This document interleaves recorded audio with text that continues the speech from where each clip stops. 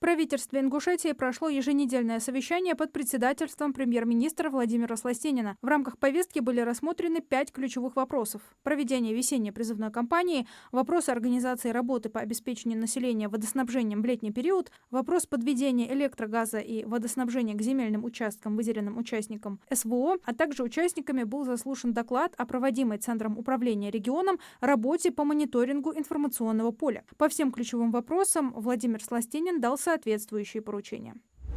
В Ингушетии стартовала летняя оздоровительная кампания. Начали свою работу пришкольные лагеря дневного пребывания. В этом году на отдых и оздоровление они приняли 2654 ребенка. Для детей подготовили различные виды досуга – кружки, физкультурно-оздоровительные мероприятия. Также для школьников подготовлены комнаты отдыха. Летняя смена продлится 21 день, завершившись 25 июня.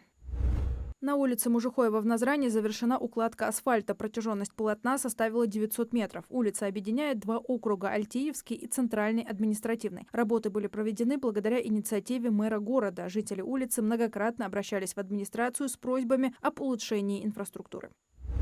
До конца суток 2 июня и в течение суток 3 июня местами в Ингушетии ожидается комплекс метеорологических явлений. Это сильный дождь, ливни в сочетании с грозой, градом и сильным ветром с порывами до 20-25 метров в секунду.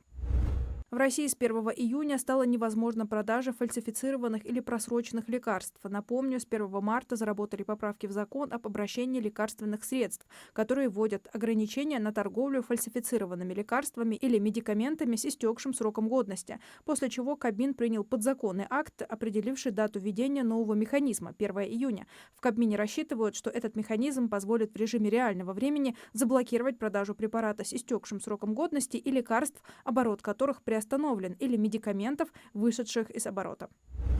В Госдуме предложили ввести новую льготу для многодетных отцов и снизить для них возраст выхода на пенсию. Если идею поддержат, то многодетные отцы смогут выйти на пенсию в 58 лет, если воспитали 3 детей, в 57, если 4 детей, и в 55, если 5 и более детей.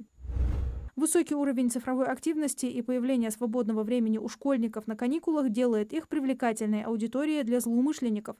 Детей пытаются обманывать с помощью поддельных мобильных игр и соцсетей. Все чаще спекулируют на теме школьных экзаменов, рассказали специалисты. Схемы обмана мошенников могут быть различными, как и действия, которые должны выполнить школьники. В каких-то случаях предлагают зарегистрироваться на отдельном ресурсе. В другом назвать код из СМС для якобы активации школьного дневника, а иногда просят уточнить персональные данные родителей. За первые 5 месяцев 2025 года таких инцидентов зарегистрировано на 30% больше, чем за весь прошлый год.